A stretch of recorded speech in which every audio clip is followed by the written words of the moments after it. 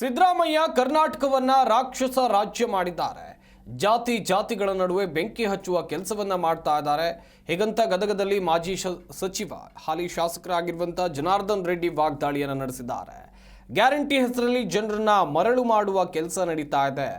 ಬಸವಣ್ಣ ಅವರು ಕನಕದಾಸರು ವಚನ ಹೇಳಿ ರೆಡ್ಡಿ ವಾಗ್ದಾಳಿಯನ್ನು ನಡೆಸಿದ್ದಾರೆ. ರಾಜ್ಯದಲ್ಲಿ ಶಾಂತಿ ಕದಡುವ ಕೆಲಸ ಸಿದ್ದರಾಮಯ್ಯ ಮಾಡ್ತಿದ್ದಾರೆ ಎನ್ನುವುದಾಗಿ ಇದೇ ವೇಳೆ ಅವರು ವಾಗ್ದಾಳಿಯನ್ನು ನಡೆಸಿದರು.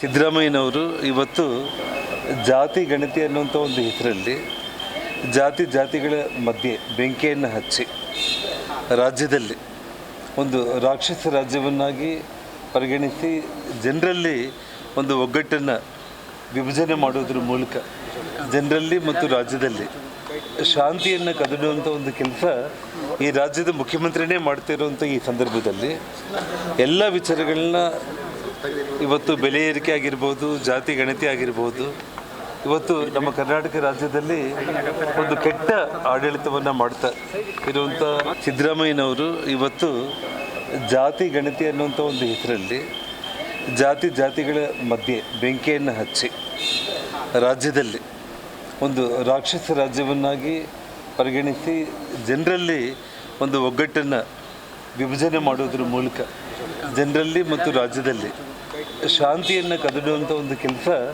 ಈ ರಾಜ್ಯದ ಮುಖ್ಯಮಂತ್ರಿನೇ ಮಾಡ್ತಿರುವಂಥ ಈ ಸಂದರ್ಭದಲ್ಲಿ ಎಲ್ಲ ವಿಚಾರಗಳನ್ನ ಇವತ್ತು ಬೆಲೆ ಏರಿಕೆ ಆಗಿರ್ಬೋದು, ಜಾತಿ ಗಣತಿ ಆಗಿರ್ಬೋದು, ಇವತ್ತು ನಮ್ಮ ಕರ್ನಾಟಕ ರಾಜ್ಯದಲ್ಲಿ ಒಂದು ಕೆಟ್ಟ ಆಡಳಿತವನ್ನು ಮಾಡ್ತಾ ಇರುವಂಥ ಸಿದ್ದರಾಮಯ್ಯನವರು ಇವತ್ತು ಜಾತಿ ಗಣತಿ ಅನ್ನುವಂಥ ಒಂದು ಹೆಸರಲ್ಲಿ ಜಾತಿಗಳ ಮಧ್ಯೆ ಬೆಂಕಿಯನ್ನು ಹಚ್ಚಿ ರಾಜ್ಯದಲ್ಲಿ